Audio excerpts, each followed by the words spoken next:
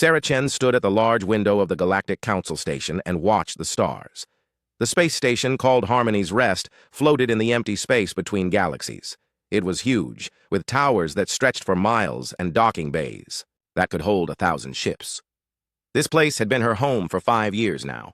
5 long years of trying to make peace between species that seemed to hate each other more each day. She touched the glass with her hand. It was cold. Everything here was cold, she thought. Not just the metal walls and the recycled air, but the hearts of the beings who made decisions in this place. Behind her, the council meeting was still going on. Voices rose and fell in dozens of different languages. The translation device in her ear turned it all into words she could understand, but it could not make her understand why these people were so cruel. "The motion fails," announced Chancellor Vextar, the tall blue being who led the council. His voice was flat and emotionless. "By a vote of 412 to 37, we will not send aid to Kepler 442b. Sarah closed her eyes and felt something break inside her chest. Kepler 442b was a human colony world. 20,000 people lived there, men, women, children. They were all sick with a disease that was killing them slowly.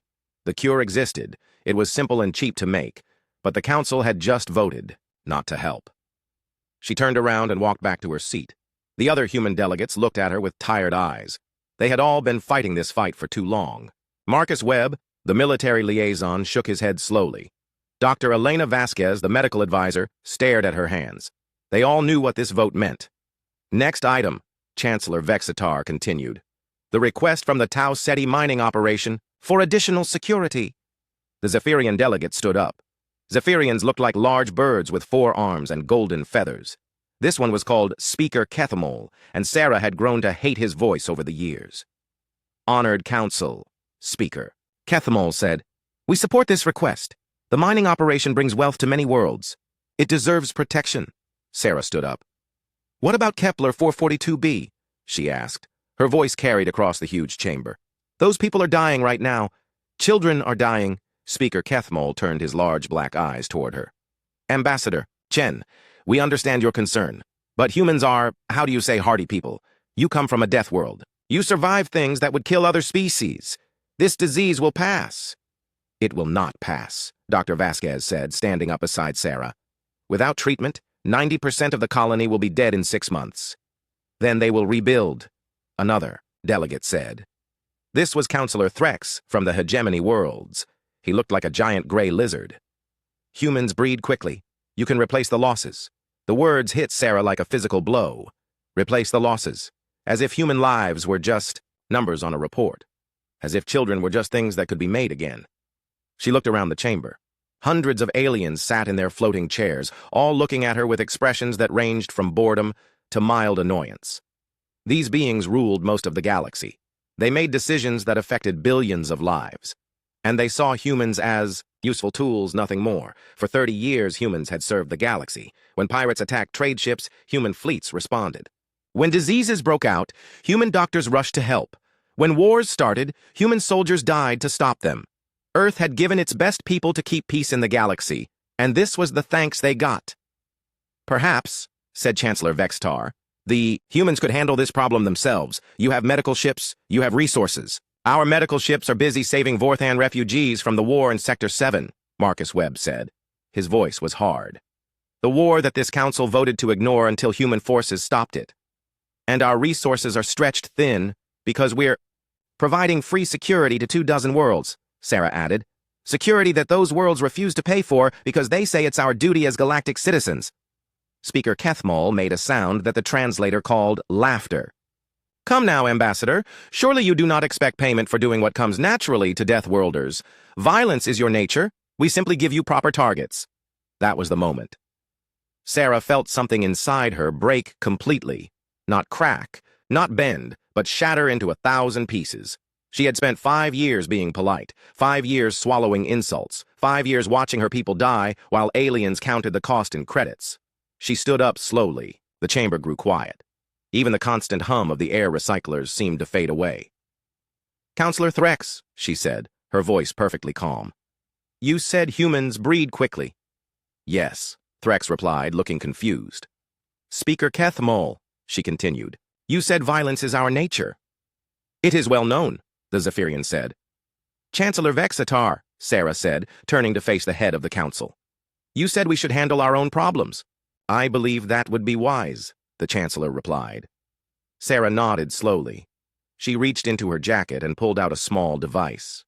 It was her diplomatic credentials, the thing that gave her the right to speak for humanity in this place. She set it on the table in front of her. Then we will, she said. The chamber was completely silent now. Every eye was on her. Effective immediately, Sarah continued. Humanity is withdrawing from all galactic protection services. Our fleets will return to human space. Our medical ships will serve only human colonies. Our engineers will stop building infrastructure for other species. Our soldiers will come home. Chancellor Vexatar leaned forward. Ambassador Chen, surely you are not serious. I am completely serious, Sarah replied. For 30 years we have bled for this galaxy. We have died for species that see us as nothing more than useful animals. We have been kind and patient and helpful. And in return, you let our people die because you think we breed quickly enough to replace them. She picked up her credentials and put them back in her jacket. The vote on Kepler 442b was very clear, she said. The galaxy has decided that human lives have no value. So humanity has decided that galactic lives have no value either. Dr. Vasquez and Marcus Webb stood up beside her. Then, the other human delegates. 12 people representing the most powerful military force in the galaxy.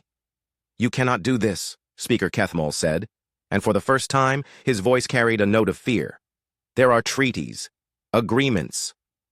Read them again, Marcus Webb said. Every single one of those treaties has a clause allowing immediate withdrawal if the other party fails to provide reciprocal aid in times of crisis. This council just voted to let 20,000 humans die.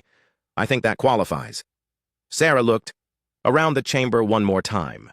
These beings had ruled the galaxy for 1,000 years before humans arrived. They had grown fat and lazy and cruel, protected by human strength while despising human weakness. When the pirates come, she said, call the Galactic Council. I'm sure they'll send thoughts and prayers. She turned and walked toward the exit. Her footsteps echoed in the silent chamber. Behind her, the other human delegates followed. As they reached the door, Sarah heard Chancellor Vexatar calling her name, but she did not turn around. The age of human kindness was over. Captain Marcus Rivera stood on the bridge of the battleship Defiant and watched the planet below. Titan's Forge was an ugly world, covered in mining equipment and industrial cities.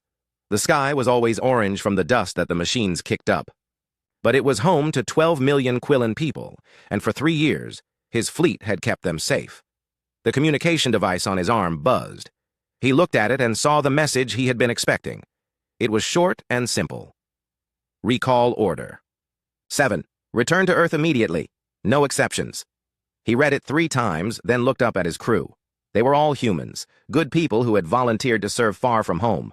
They looked tired. They all looked tired these days. Commander Singh, he said to his second-in-command, signal the fleet. We're going home. Commander Singh was a tall woman with gray hair and smart eyes. She had been with Rivera for 2 years. Sir, she said, what about the Hegemony Raiders? Our scouts report they're massing in the asteroid belt. They'll attack as soon as we leave. Rivera nodded. He knew about the Raiders. Everyone knew about them. They were a group of species that had joined together to steal and kill. They took slaves and destroyed cities and sold everything they could carry. The only thing that kept them away from Titan's Forge was the human fleet. Not our problem anymore, Rivera said. The words felt strange in his mouth. For his whole career, protecting innocent people had been his job. It was what he lived for. But orders were orders. Sir? Commander Singh looked confused. Rivera activated the ship's communication system. His voice would now reach every ship in the fleet and every person on the planet below. This is Captain Rivera of the Terran Defense Fleet, he said. I am announcing the immediate withdrawal of all human forces from the Titan's Forge system. We will begin leaving in 1 hour. The bridge went completely quiet. Then the communication board started flashing with incoming calls.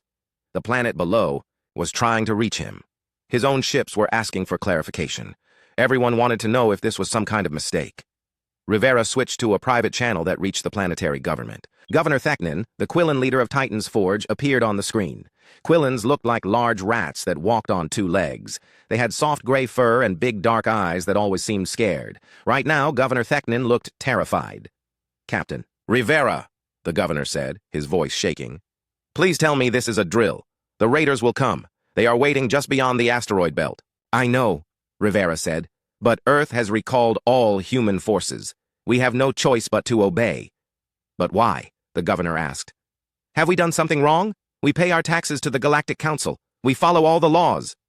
Rivera thought about the message from Earth. It had included a brief explanation. The Galactic Council had refused to help human colonists who were dying of disease. They had said humans breed quickly enough to replace losses. They had made it clear that human lives meant nothing to them. Contact the Galactic Council, Rivera said. They'll send thoughts and prayers. He cut the connection before the governor could reply. All across the galaxy, the same scene was playing out. On the trade world of New Prosperity, Captain Lisa Park was pulling her ships away from the space lanes where pirates waited. The local government was offering her money, ships, anything she wanted. She ignored them all. On the medical station, orbiting Kepler Prime, Dr. James Chen was loading his medical ships with supplies and equipment. The Antillian doctors who had trained under human teachers were begging him to stay. There was a plague spreading through 3 systems, and only human medicine could stop it. Dr. Chen had treated Antillians for 5 years. He had saved thousands of their lives. Now he was leaving them to die. Please, Dr. Veltar said. She was the head of Kepler Prime Medical Center, and she had been Dr. Chen's friend for years. We cannot handle this alone. People will die. People are already dying, Dr. Chen replied. On Kepler 442b, 20,000 humans are sick. The Galactic Council voted not to help them. They said we breed too quickly to worry about losses. Dr. Veltar's blue face turned darker blue, which meant she was shocked. They said that? They said that, Dr. Chen confirmed. He sealed the last container of medical supplies. So now humanity is taking care of its own. Good luck with your plague. On the engineering station at Wormhole Junction 7, Chief Engineer Maria Santos was downloading all the technical files from the computers. The junction was the most important travel point in the galaxy. Ships from 50 different species used it every day. It was also falling apart. The junction had been built by an alien species 200 years ago. They had used technology that no one understood anymore. For the last 20 years, human engineers had been the only ones who could keep it working. They had studied the alien tech and figured out how to fix it when it broke. Now Maria was deleting all of that knowledge from the station computers. She was taking it with her, back to Earth. Engineer Santos, said Administrator Quexnal, you cannot do this. If this junction fails, it will cut off trade to a dozen star systems. Should have thought of that before you voted to let humans die, Maria replied. She finished copying the files and started removing the human-built repair equipment. The Galactic Council thinks we're just violent animals. Let's see how well you do without us. On the patrol ship Vigilant, Lieutenant Sarah Kim was responding to a distress call. A passenger liner was under attack by pirates. 200 innocent people were about to die or be sold as slaves. It was the kind of call that human ships answered without thinking. But today was different. This is Lieutenant Kim of the Terran. Defense Fleet, she said into her radio. We are unable to respond to your distress call. Please contact the Galactic Council for assistance. Please, came the desperate voice from the liner. They're cutting through our hull. We have children on board. Lieutenant Kim closed her eyes. She had children of her own back on Earth. She knew what it felt like to be scared for them, but she also knew what the Galactic Council had said about human children. They bred quickly. They could be replaced. The Galactic Council has determined this to be manageable losses, she said, and switched off the radio. All across the galaxy, human ships were turning around and heading home. For 30 years, they had been the galaxy's police force, fire department, and ambulance service all rolled into one. They had stopped wars before they started. They had delivered medicine to dying worlds. They had built the technology that kept civilization running. Now they were gone. On Harmony's Rest, the Galactic Council was meeting in emergency session. Reports were coming in from everywhere. Human forces were withdrawing. Human doctors were leaving. Human engineers were taking their knowledge with them. This is madness, declared Speaker Kethmol. They cannot simply abandon their duties. Chancellor. Vextar looked worried for the first time in years. What are our options? We could send our own fleets, suggested Councillor Threx. The hegemony navy is strong. Not strong enough, said Admiral Nexus, the military advisor. Human ships are better than ours. Human tactics are better than ours. Human soldiers are, well, they come from a death world. Our forces cannot replace them. Then what do we do? Asked the Chancellor. The chamber was quiet for a long moment. Then Speaker Kethmol spoke up. Perhaps we acted too hastily regarding Kepler 442b, he said. Perhaps we should reconsider. But it was too late. The human ships were already jumping to hyperspace, leaving the galaxy behind. And in the darkness, between the stars, things that had been hiding in fear for 30 years began to move toward the light. 3 weeks after the humans left, the galaxy started to burn. The first attack came at Titan's Forge. Governor Theknin was in his office when the alarm started screaming. He ran to the window and looked up at the sky. 20 ships hung in the orange clouds above his city. They were black and ugly, covered in spikes and weapons. Hegemony Raider ships. Governor, his aide said, running into the room. They're demanding surrender. They want all the rare metals we've mined this year. And they want half our population as slaves. Governor Theknin felt his legs give out. He sat down hard in his chair. For 3 years, human ships had kept the Eider Raiders away. The big battleship Defiant had been like a guardian angel watching over his world. Now it was gone, and the angels had taken their protection with them. Did you try calling the Galactic Council? He asked. Yes, sir. They said they're forming a committee to study the situation. Governor Theknin laughed. But it wasn't a happy sound. A committee. His people were about to become slaves, and the council was forming a committee. The first bombs fell an hour later. On New Prosperity, the same thing was happening. Captain Lisa Park's patrol ships had been gone for 2 weeks when the pirates came. They hit 6 different trade convoys at the same time. Ships that carried food and medicine and supplies to dozens of worlds simply disappeared. The crews were either killed or taken as slaves. The cargo was stolen. Within days, prices for basic goods shot up across 3 star systems. Worlds that depended on trade to survive started running out of food. The local security forces tried to patrol the shipping lanes, but they were no match for the organized pirate fleets. The Antillean Navy sent their best warships to hunt the pirates. The ships never came back. In the Kepler system, the plague was spreading faster than anyone had expected. Dr. Veltar stood in her medical center and watched the reports come in. 3 more worlds had reported cases. Without human medicine and human doctors, they had no way to stop it. She tried calling other medical centers for help. Most of them were dealing with their own problems. The ones that weren't said they were saving their resources for emergencies. This is an emergency, she told Dr. Hexall on Proxima Station. Your emergency, Dr. Hexall replied. We have to think about our own people first. That was when Dr. Veltar realized something terrible. For 30 years, human doctors had been the ones who rushed to help during emergencies. They had trained alien doctors and shared their knowledge freely, but they had also made it so the alien doctors never learned to handle big problems on their own. Without the humans, the galaxy's medical system was collapsing. At Wormhole Junction 7, things were even worse. Administrator Quexnall was watching his screens as red warning lights flashed everywhere. The junction was falling apart just like the human engineer had predicted. Can we fix it? He asked his best technician. We don't know how, the technician replied. The humans took all the repair manuals. They took all the spare parts. They even took the tools we need to open the maintenance panels. On the screen, another ship was trying to use the wormhole. The ship made it halfway through before the junction failed. The ship was cut in half. Everyone on board died instantly. How many ships have we lost? Quexnall asked. 17 so far, his aide replied. Word is getting out. Captains are refusing to use the junction. They're taking longer routes through normal space. That meant it would take months instead of days to travel between star systems. Trade would slow down. Communication would be cut off. The galaxy was starting to come apart. On Harmony's Rest, the Galactic Council was meeting every day now. Chancellor Vexatar looked like he had aged 10 years in 3 weeks. Reports kept coming in, and everyone was worse than the last. The Raiders have taken 4 more systems, reported Admiral Nexus. Our ships can't stop them. They hit fast and disappear, before we can respond. What about the Antillean fleet? Asked Counselor Threx. They have good ships. Had good ships, Admiral Nexus corrected. They lost 3/4 of their fleet trying to stop raiders that humans used to scare away with a single patrol ship. Speaker. Kethmol stood up. His golden feathers looked dull now, and his voice had lost its arrogant tone. Perhaps we should try to contact Earth. We could negotiate. With what? Chancellor Vextar asked. What do we have that they want? We could offer them money, better trade deals. They don't need our money, said the economic advisor, a small green being named Counselor Zith. Earth's economy is growing faster than ever. They're trading with the species that stayed friendly to them, the ones that treated humans as equals instead of useful animals. That was true. While the galaxy burned, Earth was doing better than ever.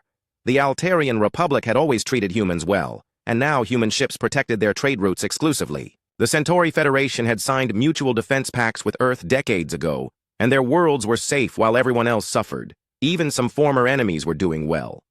The Kelvani had fought a war with humans 50 years ago, but they had surrendered honorably and kept their word. Now human engineers were helping them build new cities while everyone else watched their infrastructure fall apart. "We need to face facts," said Dr. Yennis, the Council's medical advisor. "The humans weren't just strong. They were the only ones holding this galaxy together. Without them, we're falling back into the Dark Ages." "That's ridiculous," Speaker Kethamol said, but his voice was weak. "Galactic civilization existed for thousands of years before humans arrived. And it was a mess," Dr. Yennis replied. "Constant wars, plague outbreaks that killed billions, technology that no one understood how to maintain. The humans didn't just bring strength, they brought knowledge. They brought the idea that different species could work together instead of just exploiting each other."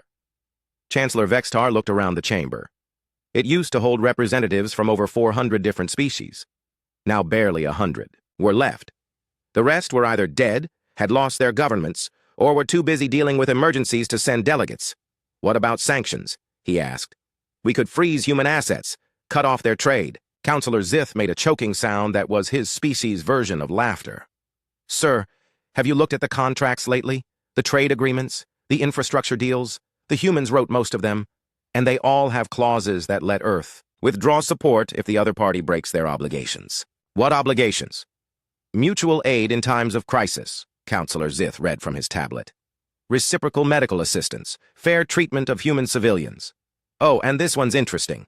Both parties agree to respect the fundamental dignity and worth of all sapient life." The chamber went quiet. Everyone knew about the vote on Kepler 442b. Everyone knew what they had said about humans breeding quickly enough to replace losses. "They planned this," whispered Speaker Kethmol. "No," said a new voice. It was Ambassador Tiara from the Proxima Collective. She was one of the few aliens who had voted to help Kepler 442b. "They hoped it would never come to this, but they were smart enough to plan for it." She stood up and activated a holographic display. It showed a map of the galaxy. Green areas were safe and stable. Red areas were in chaos. The pattern was clear.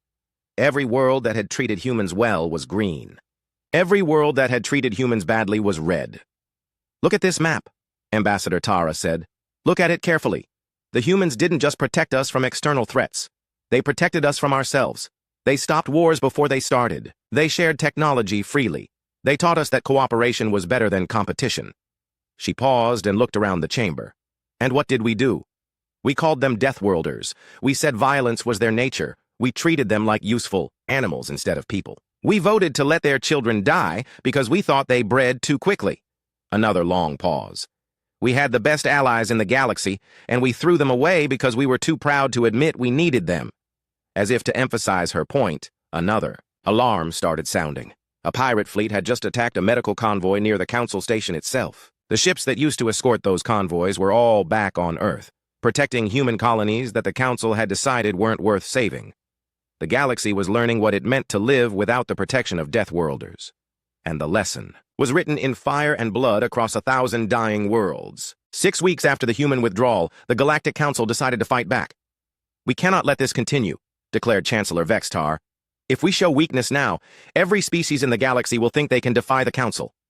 The emergency session was being held in a smaller chamber. Half the Council members were dead or missing. Their worlds had fallen to raiders or plague or simple economic collapse. The ones who remained looked desperate and afraid. "What do you propose?" asked Admiral Nexus. "Economic sanctions," the Chancellor said. "We freeze all human assets in Council space. We ban human ships from using our trade routes. We cut off all diplomatic contact." Counselor Zith, the economic advisor, looked up from his tablet. "Sir, I should point out that human assets in Council space total approximately 2 billion credits. Human assets in neutral space total over 4 trillion credits. We would hurt ourselves more than we hurt them." "What about their trade routes?" Speaker Kethmol asked. "Surely they need our markets." "Actually," Counselor Zith replied, "they don't. Earth's primary trading partners are now the Altarian Republic, the Centauri Federation, and the Kelvani Union, all species that maintained good relationships with humans. Their combined markets are larger than what remains of Council space." Chancellor Vextar felt anger rising in his chest. Then we'll use military force. Admiral Nexus, how many ships can we gather? Admiral Nexus looked uncomfortable. Sir, after the losses to the raiders, we have perhaps 300 functional warships left. Earth's Navy has over 2,000 ships, all of them more advanced than ours. Then we'll build more ships. With what? Counselor Zith asked. Our shipyards are in ruins. The raiders destroyed the facility at Titan's Forge. The plague shut down production at Kepler Prime. The infrastructure collapse closed the yards at Wormhole Junction 7. Use the Antillian yards. The Antillians are all dead, Admiral Nexus said quietly. Their entire fleet was destroyed trying to stop raiders. Their homeworld fell last week. The chamber went silent. The Antillians had been the second most powerful military force in the galaxy. If they were gone, what hope did anyone else have? But Chancellor Vextar was not ready to give up. Then we'll make new alliances. Contact the hegemony worlds. Offer them a deal. Speaker Kethmol's feathers ruffled in alarm. Sir, the hegemony worlds are the ones sending the raiders. They're our enemies. Not anymore, the Chancellor said. The enemy of my enemy is my friend. If the humans want to abandon their duties, we'll find someone else to do the job. 3 days later, a hegemony fleet arrived at Harmony's Rest. The ships were dark and angular, covered in weapons and armor. They looked like they had been built for war and nothing else. The hegemony leader was called War Commander Gixtor. He looked like a giant lizard with too many teeth and claws that could cut through steel. When he spoke, his voice sounded like rocks grinding together.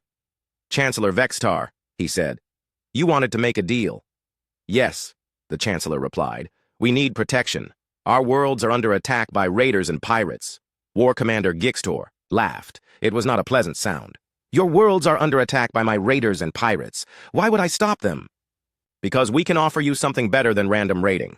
Legitimacy, legal authority to operate in council space, a share of the profits from trade and taxation.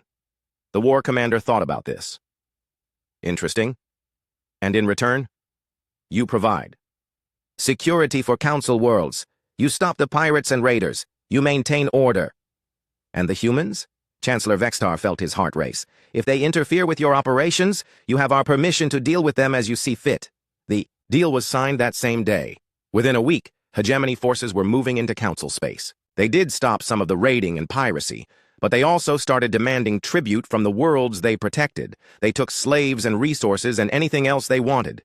When local governments complained, they were told this was the price of protection.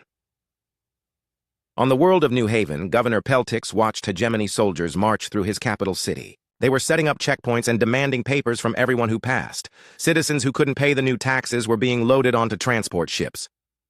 This is worse than the raiders, his aide whispered. At least the raiders just took what they wanted and left, Governor Peltix replied. These ones are here to stay, but the worst was yet to come. The hegemony had been enemies of humanity for decades. Now they had legal authority to act in council space, and they decided to use it to settle old scores. The attack came without warning. Hegemony ships jumped into the Proxima system and targeted human civilian vessels. A passenger liner carrying families back to Earth was destroyed with all hands. A cargo ship delivering medical supplies to human colonies was boarded, and its crew was taken as slaves. Earth's response was swift and devastating. The hegemony fleet and Proxima system simply vanished. One moment they were there, celebrating their victory. The next moment, they were gone. No debris, no distress signals, nothing. Then the hegemony home world of Draxis Prime lost all contact with the outside galaxy. Their communication satellites went dark. Their defense platforms shut down. When a council ship arrived to investigate, they found the planet surrounded by a field of energy that nothing could pass through. The people on Draxis Prime were alive, but they were trapped. No ships could leave, no messages could get out. They had become prisoners on their own world. A message arrived at Harmony's Rest 12 hours later. It was from Admiral Sarah Chen, the same woman who had been the human ambassador to the Council. Now she wore a military uniform and spoke with the authority of Earth's entire fleet. Chancellor Vextar, she said, her image appearing on every screen in the council chambers. You have made a grave mistake. You have given legal authority to a terrorist organization. You have authorized attacks on human civilians. This is an act of war. The Chancellor tried to speak, but Admiral Chen continued. However, Earth does not wish to destroy what remains of galactic civilization. We offer you one chance to correct your error. Revoke the hegemony's authority immediately. Surrender the war criminals responsible for attacking human ships. Do this within 24 hours, or face the consequences. And if we refuse? Chancellor Vexitar asked. Admiral Chen smiled, but it was not a kind smile. Then you will discover why every other species in the galaxy was so eager to let humans do their fighting for them. The council debated for 23 hours and 59 minutes. Some wanted to surrender immediately. Others wanted to fight. In the end, pride won over wisdom. We will not bow to human threats, Chancellor Vexitar announced. The council has survived for 1,000 years without human help. We will survive 1,000 more. The response came exactly 1 minute after the deadline expired. Every hegemony ship in council space simply stopped working. Their engines went dead. Their weapons powered down. Their life support systems failed. The ships began drifting helplessly through space. Then the communication networks failed. The banking systems crashed. The automated defense platforms around major worlds shut down. Everything that used advanced computer technology stopped functioning. In his office on Harmony's Rest, Chancellor Vexitar stared at his blank screens and dark control panels. Nothing worked. The lights were off. The air recyclers had stopped. Emergency power kicked in, but even that was failing. "What's happening?" he asked his aide. "We don't know, sir. Everything just stopped working at the same time." It took them hours to figure out what had happened. The humans had installed hidden programs in almost every piece of advanced technology in council space. For 30 years, human engineers had been building and maintaining the galaxy's infrastructure. They had put secret code in everything. Now that code had activated. It shut down weapon systems and engines. It crashed computer networks and destroyed databases. It turned the galaxy's own technology against itself. Within days, council space had fallen back to the technology level of centuries past. Ships couldn't fly. Cities had no power. Communication between worlds was impossible. The hegemony, forces that had seemed so threatening, were now stranded on whatever world they happened to be on when their ships died. Without their technology, they were just angry lizards with sharp teeth. And in the darkness and chaos, a new message appeared on every working screen in council space. It was simple and clear. The galaxy chose to learn the hard way. When you are ready to discuss terms, Earth will be waiting. But Earth was no longer waiting as a junior partner. They were waiting as conquerors. And the galaxy was about to discover what happened when you made enemies of the people who had been keeping you safe. 6 months after the human withdrawal, a small ship approached Earth. It was not a warship or a trader or an explorer. It was a diplomatic vessel, flying flags of surrender and peace. Inside were the surviving members of the Galactic Council. Chancellor Vexitar looked out the window as they got closer to the human home world. He had never seen Earth before. He had expected a military fortress, covered in weapons and armor. Instead, he saw a beautiful blue and green world with white clouds and sparkling oceans. "It's so peaceful," whispered Speaker Kethmol. The Zephyrian leader looked older now. His golden feathers had turned gray and his voice was weak. "Don't let it fool you," said Admiral Nexus. "This world created the most dangerous military force in the galaxy." The ship docked at a small space station orbiting Earth.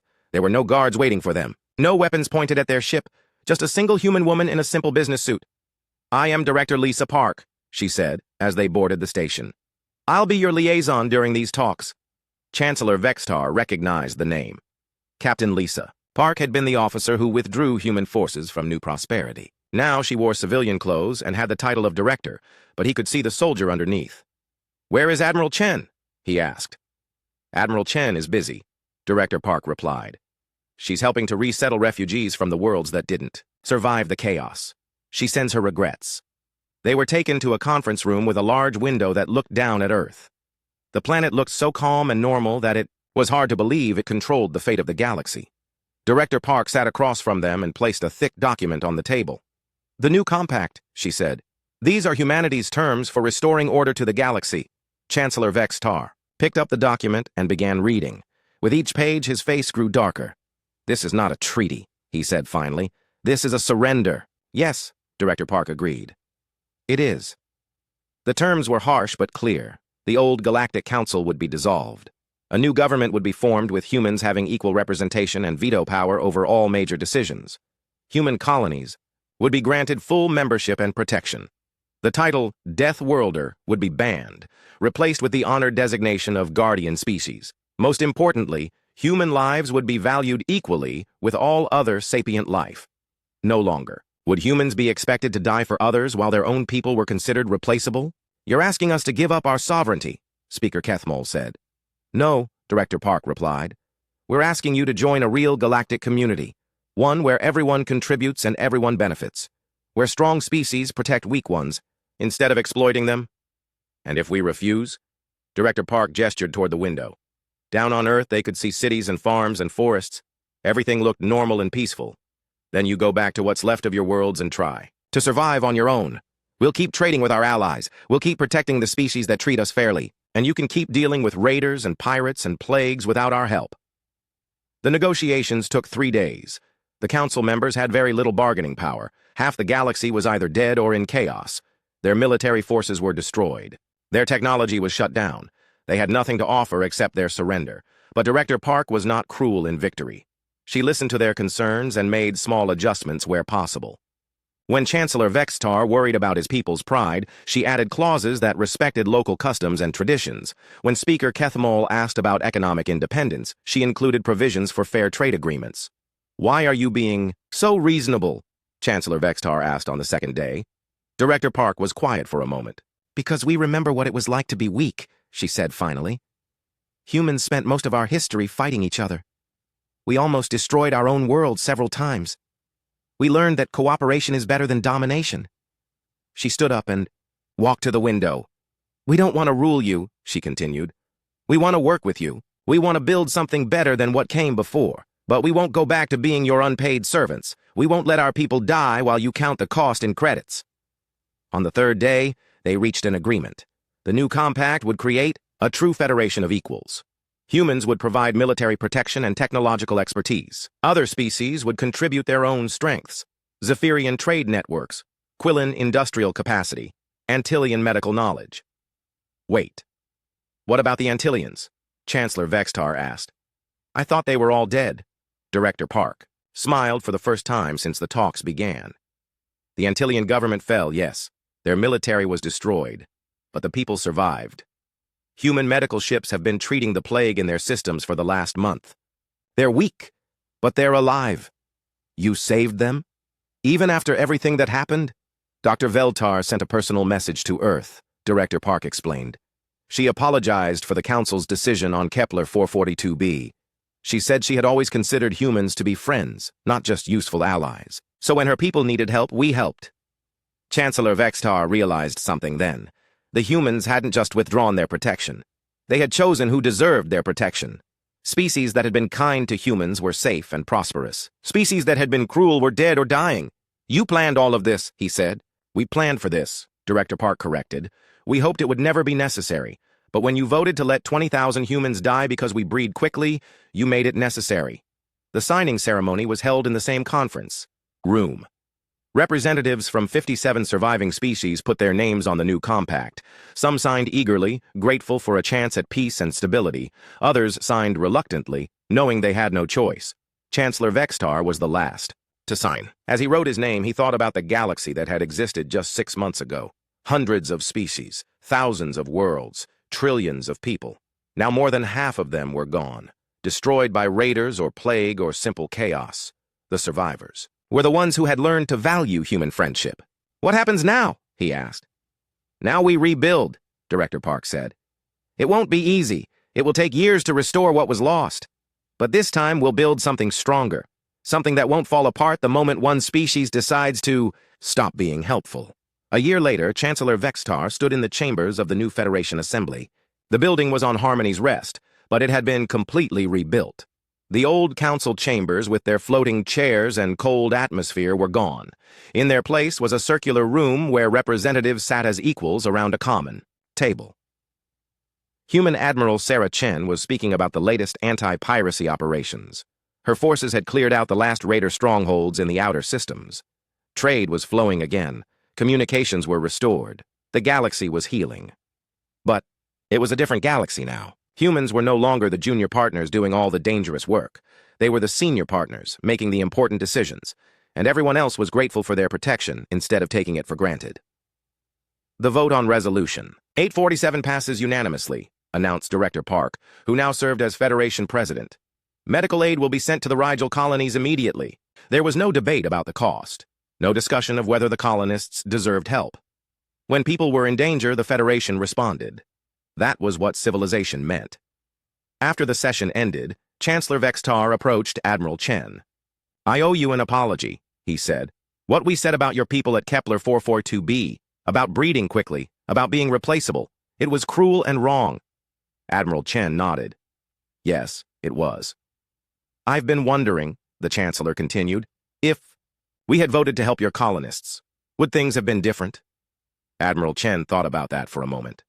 "Perhaps," she said, "but probably not. The vote on Kepler 442b wasn't the cause of the withdrawal. It was just the final straw. You had been treating humans as expendable for decades. Sooner or later, we would have had enough. And now we're partners instead of servants.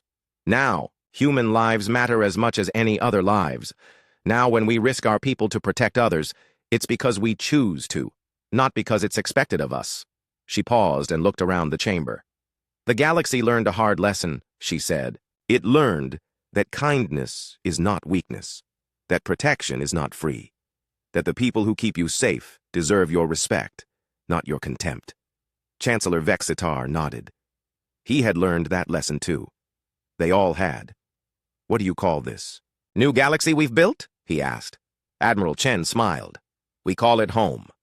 Outside the chamber windows, ships from dozens of species moved through space in perfect formation. Human warships flew alongside Centauri traders and Altarian explorers. The strong protected the weak, and the weak supported the strong. It had taken the near destruction of galactic civilization to teach everyone a simple truth. The people who keep you safe are the most important people in your world. And if you forget that truth, they might just remind you by leaving, but they had learned, and they would never forget again.